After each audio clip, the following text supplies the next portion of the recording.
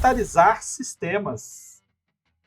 Depois que você joga o mesmo sistema por 4, 5, 6 anos, com às vezes o mesmo grupo, às vezes outros grupos, às vezes você tem aquele conjunto de referências, às vezes você viu um filme que você gosta muito, que você realmente quer mestrar, mas depois você joga o mesmo sistema por muito tempo, e um sistema que você gosta, eventualmente aquelas regras ficam estagnadas, fica velho. E não é porque o sistema é ruim em qualquer momento, é porque você cansou. E às vezes o homebrew ele pode revitalizar um sistema que você já joga há muito tempo, ele traz um ar novo, ele às vezes... Você gosta de um sistema que ficou meio datado? Tipo, você gosta do D&D 3.5, mas você quer mudar alguma regra que realmente só envelheceu que nem leite porque o game design da época que o D&D 3.5 saiu era muito diferente do que a gente tem hoje em dia e do que a gente espera num RPG hoje em dia? Mude. Eu acho que é importante você ter essa noção, principalmente, e até quando você quer, às vezes, e isso eu vou abrir um asterisco minúsculo nessa parte, que é, pra apresentar sistema pra player, eu geralmente retiro regra. É um tipo de homebrew que eu faço que eu retiro certas regras. Você pode incluir nerfar inimigos, pode incluir, tirar regras que, tipo, manobra de carroça, coisa de exército que o Vermelho tá falando agora. Tipo, mano, eu me perdi na metade da explicação. Porque, honestamente, é uma regra que parece chata só ouvindo, imagina jogando. Então, acho que quando você quer revitalizar um sistema que você está há muito tempo jogando, o homebrew, ele pode vir ali um homebrew, outro homebrew que aparece mais, assim.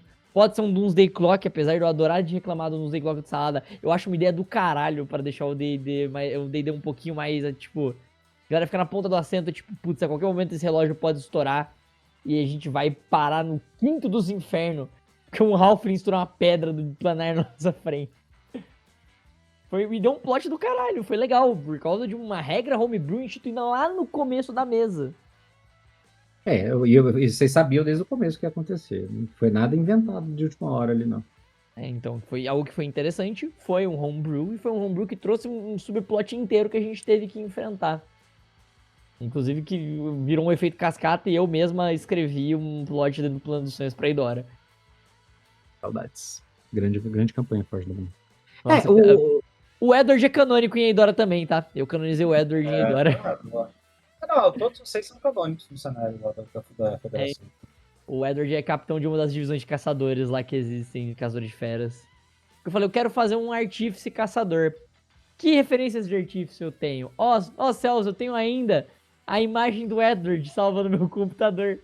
Facilita bastante. Já usei muito a mesma imagem do mesmo boneco em várias situações diferentes. Nossa, eu acho que esse caminho de revitalizar sistema, ele faz sentido, né? Ele tem uma lógica. Claro, você pode só jogar outro sistema. Mas assim, às vezes você quer jogar, você tá jogando há muito tempo, você quer manter, você quer... Seu grupo não quer. Seu grupo não quer jogar. Então assim, eu comecei uma campanha no 3.0 e terminei no 4.4, naquela edição. Então assim, a gente começou jogando 3.0, a gente passou pelo 3.5 e a gente acabou na 4ª edição. Então a ficha foi adaptada 2 vezes. E, cara, a gente sofreu pra caralho. A gente sofreu muito, assim. E rolou uma situação de o grupo ter que fazer isso porque o narrador queria. O narrador se empolgou com os livros da 4ª edição, achou que ia ser o máximo, comprou os livros e aí vamos jogar, mas aí tem que atualizar a ficha. E aí a gente já mal se encontrava, mas teve que gastar tempo fazendo a porra da atualização da ficha. Então, assim, às vezes as pessoas querem jogar com aquele personagem, mas eles querem uma coisa diferente. Eles querem uma experiência diferente. Aí é regra de ouro. Mais que regra da casa. Tem que se divertir. Não adianta você ficar jogando, já tô entediado, já não aguento mais jogar a mesma coisa do mesmo jeito. Preciso dar uma mudada, preciso trocar de áreas aqui, eu quero abrir a relação com o sistema, quero tentar coisas novas. Beleza. Às vezes você não quer procurar outro sistema, às vezes você só quer fazer roleplay dentro da dinâmica que você já tinha para voltar a se divertir com o que estava acontecendo. Vai lá. A vantagem de fazer isso é que normalmente você faz isso quando você já tem experiência suficiente para conseguir olhar e falar, não dá para usar isso aqui não, galera, isso aqui quebra. O problema do balanceamento é menor quando é isso aí. Interessante a questão de revitalizar sistema, que é uma espécie de atualização, né? Às vezes aparece a gente tá falando aqui de Pathfinder, a gente tá falando aqui de Lancer, a gente tá falando aqui de um monte de sistemas que às vezes eles partilham do mesmo início, eles partilham da mesma ideia. Ah, mas ele é muito diferente, o sistema é muito diferente do outro. Não. As regras podem ser diferentes. A mecânica difere um pouco, mas todos eles partem do mesmo princípio. Todos eles partem de uma mesma dinâmica, uma arquitetura estrutural ali. Então, às vezes você tá ali e aí um outro sistema, com outro cenário, de um outro jeito, estabeleceu ali um sisteminha de regra, uma resolução que você fala assim, cara, isso aqui é genial para esse sistema que eu jogo, mas os caras nunca pensaram nisso, porque aqui o foco é outro. E aí você dá aquela puxada e aquela adaptada. Eu acho isso muito válido, porque muitas das vezes você quebra muitos problemas que você tem com regras que você não gosta.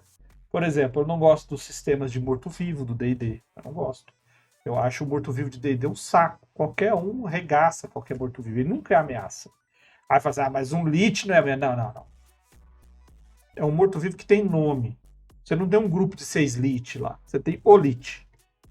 Então você não é zumbis, esqueletos. Não é isso. Então, quando você pega morto-vivo, ninguém tem medo de morto-vivo. Quem tem medo de morto-vivo? Moço, um ser humano comum chega ali, dá um pau no esqueleto do He-Man. Então, assim, eu sou muito grilado com isso. Então, às vezes você pega, igual eu fiz uma vez, mandei para os caras falar assim, ó, faz um grupo aí, vocês vão ter exigência do mestre. Um clérigo é obrigatório de ter no grupo. E aí eu monto o cenário, explico para os caras, vai ser o quê? Vai ser uma aventura só de morto-vivo. Um apocalipse zumbi num pedaço do cenário. Só que aí eu não pude usar as regras básicas, cara, porque as regras básicas são ridículas. Você não cria ameaça se você só tem zumbi, esqueleto e carne e sal. Então você tem que extrapolar e identificar novas realizações, novas capacidades, novos comportamentos para os monstros. E funcionou. Os caras ficavam cagando de medo. Por quê? Porque o clérigo não tinha magia suficiente para tudo. E os mortos-vivos pegavam, quando juntava, moço, e alguém morre. Os personagens, quantas vezes os personagens não deixavam os NPC morrer, não salvava não. Já deixava ir embora. Então, questionava até muito essa questão de tendência por causa disso. Então é uma boa, cara. Eu acho que é um motivo legal e já usei bastante regras para revitalizar condições no sistema.